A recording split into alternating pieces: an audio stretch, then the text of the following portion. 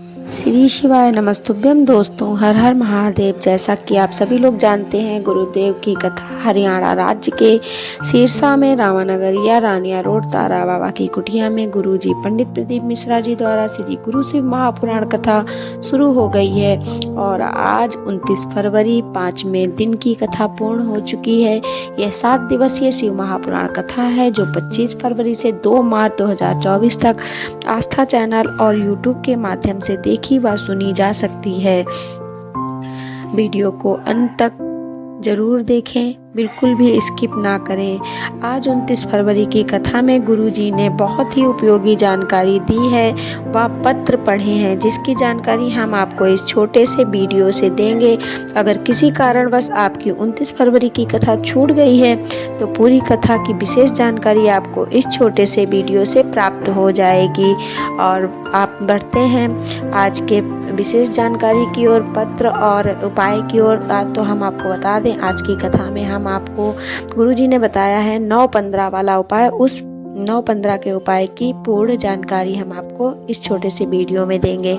तो बढ़ते हैं आज की कथा की पहली जानकारी की ओर। लिच्छमा जी पत्र लेकर आई। मेरी बेटी कृति जो 3 साल की है, मेरी बेटी को बुखार आया तो मैंने हिसार में दिखाया। डॉक्टरों को समझ में नहीं आया, पेट में भी दर्द होने लगा। डॉक्टरों ने जब जांच कराई तो बताया कि इसको ब्लड कैंसर है। हमारा मन नहीं माना, तब दिल्ली दिखाया तो वहां भी पता चला ब्लड कैंसर है। 9 माह तक इलाज चलाया पर कुछ आराम नहीं हुआ। तब हॉस्पिटल में झाड़ू लगाने वाली ने कहा, दीदी आप सीहोर चली जाओ और वहां से रुद्राक्ष ले आओ। तब हमने अपने रिश्तेदार को भेजकर रुद्राक्ष मंगवाया और उसको गलाकर शिवलिंग पर जल चढ़ाना शुरू किया और मैंने पशुपतिनाथ का व्रत भी किया। अब मेरी बेटी पूर्णतः स्वस्थ है, जो 3 वर्ष की है, जिसे ब्लड कैंसर हो गया था। उसी का आभार प्रकट करने आई हूँ। बढ़ते हैं आज की कथा की दूसरी जानकारी की ओर। रुचि अग्रवाल जी पत्र लेकर आई। मैं भगवान शंकर को चढ़े हुए जल का क्या वर्णन करूं। 4 महीने पहले मेरे मामा जी को जहरीले कीड़े ने काट लिया। कीड़े ने ऐसा काटा कि उसका असर किडनी और लीवर पर पड़ गया। मेरे मामा जी की किडनी खराब हो गई और डायलिसिस चालू हो गया। तब किसी ने कहा 9-15 वाला उपाय करो और सीहोर का रुद्राक्ष मंगवा लो। तब हमने रात्रि में मोबाइल पर 9-15 वाला उपाय ढूंढा और उसको किया और अशोक सुंदरी पर जल चढ़ाकर देना प्रारंभ किया। डॉक्टर ने कहा शरीर ने काम करना बंद कर दिया है, केवल 1% काम कर रहा है। 1% काम कर रहा है। 3 दिन बाद इसको घर ले जाओ। तब हमने 3 दिन शिवलिंग पर चढ़ाया हुआ जल दिया और हमारे मामा जी अब स्वस्थ हैं। उसी का आभार प्रकट करने हम कथा पंडाल में आए हैं। बढ़ते हैं आज की कथा की तीसरी जानकारी की ओर। महेंद्र कुमार गर्ग जी पत्र लेकर आए। कुछ परेशानियों की वजह से डिप्रेशन में हो गए थे। डिप्रेशन इतना हो गया था कि स्वयं को समाप्त करना चाहते थे। सारी इच्छाएं खत्म हो गई और रिश्तेदार नातेदारों से दूर रहना चाहते थे। सब कुछ छोड़ने को जी चाह रहा था। तभी मेरी सासू माँ ने कहा कि कुछ देर का समय निकाल कर शिव महापुराण की कथा सुनो। तब मैंने टीवी पर तो नहीं पर मोबाइल पर कुछ देर आपकी कथा सुनना प्रारंभ किया और कथा सुनकर मेरे अंदर बल आया और मैंने शिव को जल चढ़ाना शुरू किया। शिव को पहचाना, शिव पर 1 लोटा जल चढ़ाना शुरू किया। अब मुझे जीने की चाह हो गई है। अब मैंने बहुत कुछ करना है, ऐसा मुझे कथा सुनकर बल मिला है। उसी का आभार प्रकट करने कथा पंडाल में आए हैं। बढ़ते हैं आज की कथा की चौथी जानकारी की ओर। सुशीला आनंद जी पत्र लेकर आई। मेरा बेटा 6 वर्ष का था, तब से उसे शुगर की बीमारी हो गई थी। उसके लिए बीमारी श्राप बन चुकी थी और डॉक्टर ने उसे सिर्फ 2 रोटी खाने को बोल दिया था और बाकी उसको कुछ नहीं दे सकते थे, क्योंकि बहुत हाई शुगर थी। दिन में 6 बार इंसुलिन लेना पड़ता था। इतना कम खाने के वजह भी इतनी इंसुलिन लेना पड़ता था।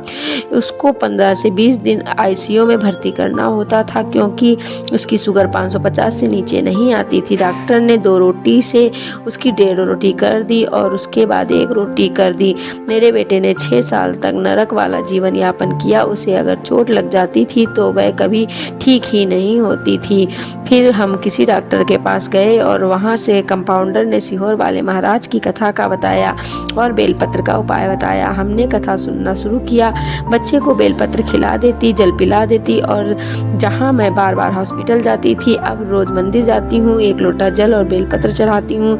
ऐसा करते करते कुछ दिन बाद जांच कराई तो डॉक्टर ने कहा शुगर 200 आ गई है, अब इंजेक्शन की ज़रूरत नहीं है। अब मेरा बेटा पूरी तरीके से ठीक हो गया है, पेट भर कर भोजन करता है। उसी का आभार व्यक्त करने कथा पंडाल में आई हूँ। बढ़ती हूँ आज की 5वीं जानकारी की ओर। मंजू सोनी जी पत्र लेकर आई।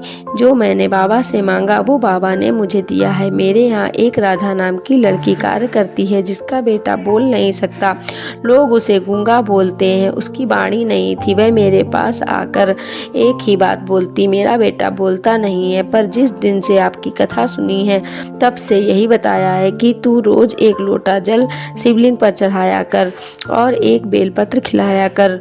पर उसने कहा मैं झाड़ू पोछे का कार्य करती हूँ, आप मेरे लिए जल चढ़ाकर बेलपत्र लाकर दे देना। मैंने उसे देना शुरू कर दिया और उसे विश्वास नहीं था, पर बाबा की कृपा से उसके बच्चे की आवाज़ आ गई है। उसी का आभार व्यक्त करने कथा पंडाल में आए हैं। बढ़ते हैं आज की कथा की 6वीं जानकारी की ओर। आज की कथा में गुरुजी ने बताया कि हमारे शरीर में 350 करोड़ रोम छिद्र हैं।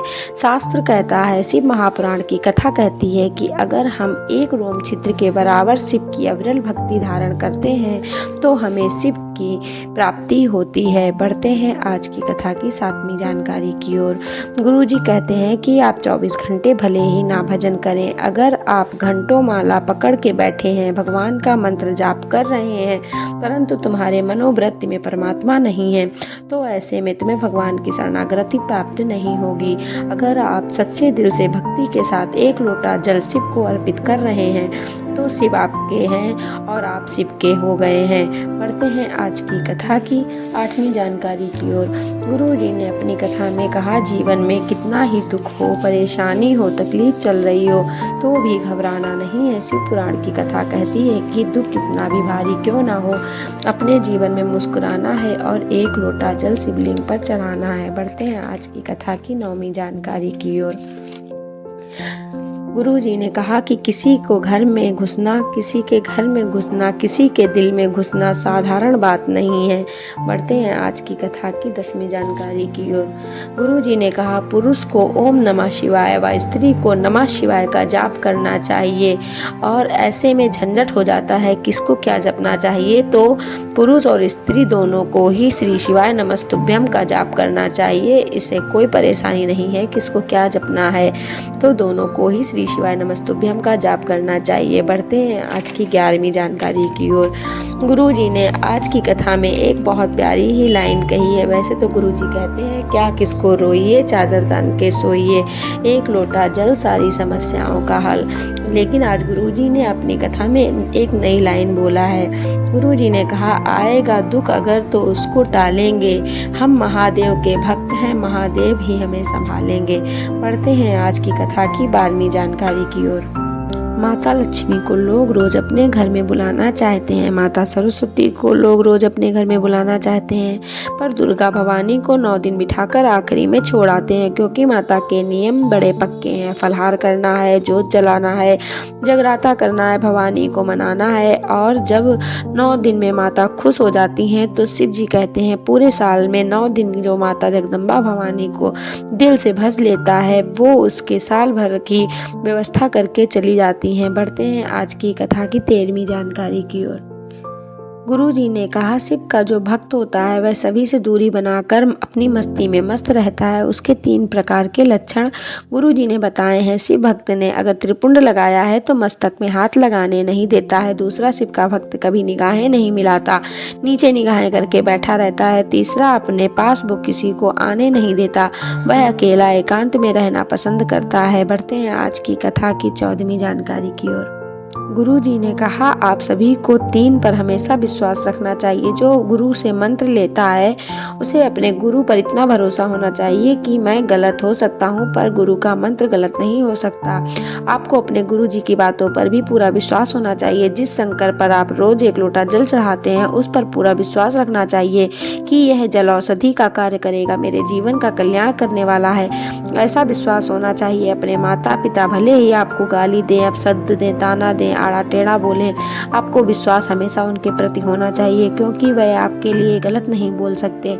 बढ़ते हैं आज की कथा की 15वीं जानकारी की ओर। गुरुजी ने कहा, कि हमने कल कह दिया था कि यह कथा जो रेवड़ हरियाणा की कथा में जो होने वाली थी 19 से 25 मार्च तक, लेकिन वह होली की वजह से सिर्फ 5 दिन की होगी, जो 19 मार्च से 23 मार्च तक चलेगी 2024 में। बढ़ते हैं आज के 9-15 वाले उपाय की ओर। दोस्तों, गुरुजी ने बताया कि अगर कोई व्यक्ति कितना भी बीमार हो, हॉस्पिटल में पड़ा है, वेंटिलेटर में पड़ा है और उसकी बीमारी ठीक नहीं हो रही है, उसको दवा लग ही नहीं रही है, तो आपको गुरुजी ने बताया एक रात्रि के 9-15 का समय ऐसा होता है जिस समय शिवलिंग का अभिषेक करके अगर उस जल को किसी बीमार व्यक्ति को एक बूंद भी दे दिया जाता है तो उसका रोग समाप्त हो जाता है। तो दोस्तों, आपको करना क्या है, आपको एक शुद्ध लोटे में 1 लोटा जल लेना है, जल को पूरा भर लेना है और उसमें आपको 1 आंवला लेना है, उसको टुकड़े टुकड़े काट कर टुकड़े टुकड़े कर लेना है। उस लोटे में आपको आंवला के टुकड़े करके ले लेना है। अब यह पात्र लेकर आपको जाना है अपने घर के आसपास शिवालय में चले जाएं, अगर आपको पास में सुविधा हो, नहीं तो आप अपने घर के ही शिवलिंग पर आप कर सकते हैं। तो आप यह जल आपको पूरा का पूरा शिवलिंग के ऊपर चढ़ा देना है, श्री शिवाय नमस्तुभ्यं का जाप करते हुए। अगर आपको आंवला नहीं मिल रहा है तो आप आंवले के वृक्ष की पत्ती का भी प्रयोग कर सकते हैं और चढ़े हुए जल का नाम कुंदकेश्वर महादेव के नाम से आपको इसका पूरा का पूरा जल ले लेना है।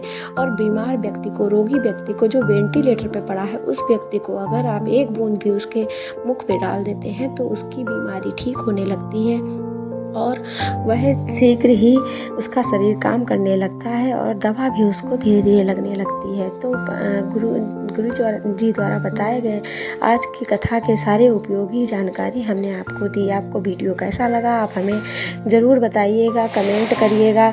अगर आप भी भोलेनाथ के सच्चे भक्त हैं तो हमें कमेंट बॉक्स में श्री शिवाय नमस्तुभ्यं लिख के भेजिएगा। आपको हमारा वीडियो कैसा लगता है आप हमें कमेंट के ज़रिए ज़रूर बताइएगा, जिससे हमें मोटिवेशन मिलता है। नमस्कार दोस्तों, श्री शिवाय नमस्तुभ्यं दोस्तों।